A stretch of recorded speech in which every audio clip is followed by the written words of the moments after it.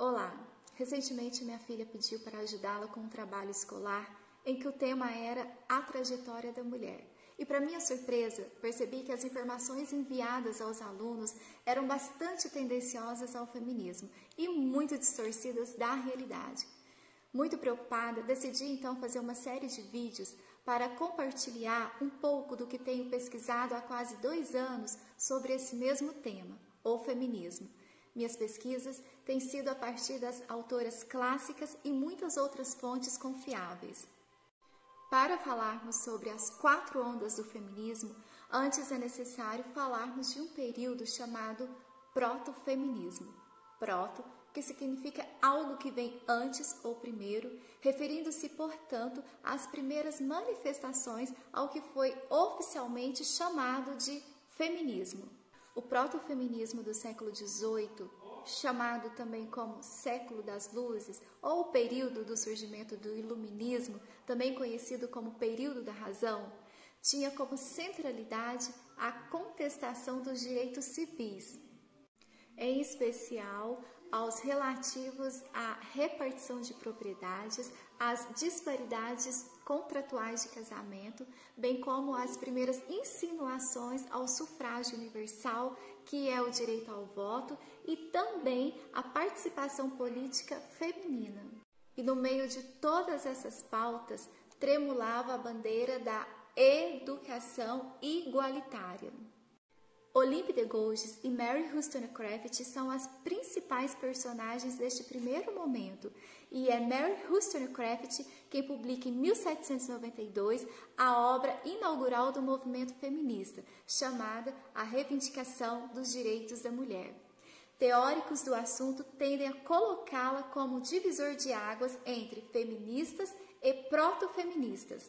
São 4 as frentes de atuação que merecem destaque a publicação desse documento fundador do movimento feminista. As discussões sobre os direitos humanos, os ideais republicanos, as disputas da condição jurídica da esposa e a educação dada a ela.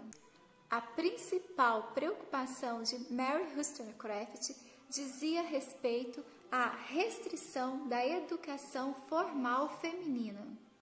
A autora buscava convencer o leitor de que a libertação feminina poderia ser benéfica para a formação de uma cristã e uma esposa ainda mais virtuosa. Mary não esconde o apoio encontrado entre os religiosos e escandaliza as feministas dos dias atuais ao criticar algumas mulheres da sua época em que vinham adotando um comportamento masculinizado. Também escandaliza ao dizer que a mulher jamais poderá ser totalmente dependente do homem. É importante lembrar que as primeiras mulheres que conseguiram vez e voz para manifestarem publicamente as queixas femininas o fizeram sob a tutela e a proteção dos religiosos cristãos, apesar de as opções de sua vida privada demonstrarem pouco respeito pelos preceitos cristãos. Para a autora, a inferioridade intelectual das mulheres em relação aos homens fazia com que o corpo feminino e a sua beleza fossem os únicos atrativos das mulheres. A queixa de Wollstonecraft, por incrível que pareça, era esta: a de que as mulheres sempre tiveram uma vida muito fácil em relação à vida que os homens levavam, e que das mulheres não se era exigido nada além de superficialidade e aparência. Mary afirmou que os homens e as mulheres de sua época eram incapazes de criar os próprios filhos, mas parecia esquecer-se de que o Estado era composto por esses mesmos homens. As esperanças impressas na primeira grande obra feminista, na verdade, não passaram de ilusão. As mulheres modestas, moralmente inteligentes e virtuosas que Wollstonecraft esperava que surgisse a partir da educação pública igualitária, na verdade, não deram as caras. Ao contrário, quanto mais se expandiu o acesso à instrução formal, mais as mulheres se tornavam libertinas, imorais, pouco virtuosas e abortistas. Esse conjunto de imoralidades que a mulher de hoje coleciona é exatamente o oposto do que Wollstonecraft defendia e esperava como consequência da universalização do ensino. Conclui-se, portanto, que já no século XVIII, os primórdios do plano de utilizar a educação pública como arma estatal contra a família já estava sendo montado.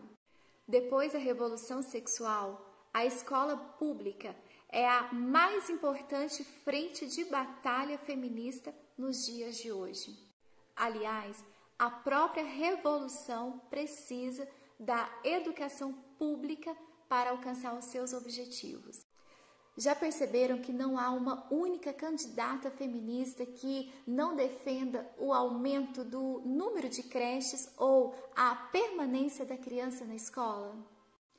E, evidentemente, revolução sexual e escola pública estão estritamente ligadas, sendo causa e consequência uma da outra. A primeira autora clássica feminista, Mary Wollstonecraft, acreditava que a educação pública poderia fortalecer as virtudes morais da criança. Nota-se a grande separação dos interesses feministas atuais, que são de livrar a mãe da responsabilidade por seus filhos e de maquinar a revolução sexual através do Estado na cabeça das crianças. Quando haviam as escolas separadas por sexo, a admissão das meninas era facilitada. Desfrutavam de circunstâncias confortáveis, tinham currículos menos puxados, estavam sujeitas a uma disciplina menos rígida e conseguiam se formar com pouco ou nenhum esforço. Insatisfeitas com essas vantagens, elas ou as instrutoras passaram a exigir das instituições que matérias como culinária ou arrumação da casa passassem a contar ponto tanto quanto álgebra ou latim. Quando passaram a ser educadas com os meninos, continuaram a desejar currículos que exigiam menos. Por exemplo, escolhiam humanas ao invés de ciências. Mary não suportava a futilidade feminina da sua época. O que podemos notar é que depois de tantas revoluções sociais, tantos direitos conquistados e de tanto empareamento educacional e legal, as mulheres continuam investindo no que Mary chamava de perda de tempo. A revista Super Interessante divulgou uma pesquisa em que calculava a média de gastos da mulher com a própria mulher, e o resultado foi de R$ 359.196.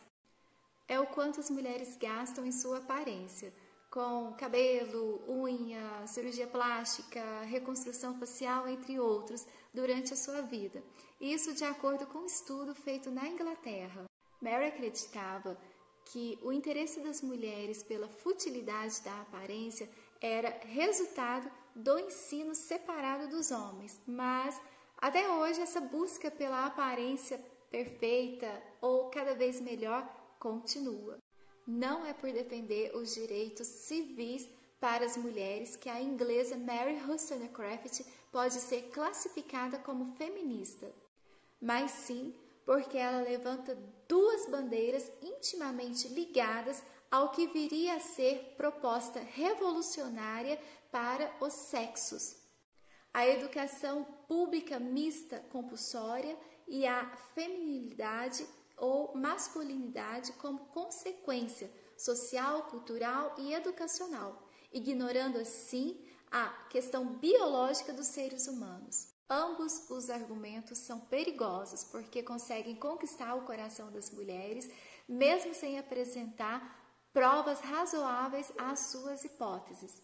Essas duas pautas foram centrais nesta primeira fase, a que chamamos de proto-feminismo. Foram essas ideias e esta escritora em especial que abriram as portas para a primeira onda do feminismo, que seria inaugurada no século seguinte, em meados do século XIX, especialmente nos Estados Unidos da América. Mary Wollstonecraft então percebeu que as mulheres, ao serem inseridas na tão reivindicada educação igualitária, ao invés de encontrarem liberdade e autoafirmação, sucumbiram aos vícios antes criticados nos homens.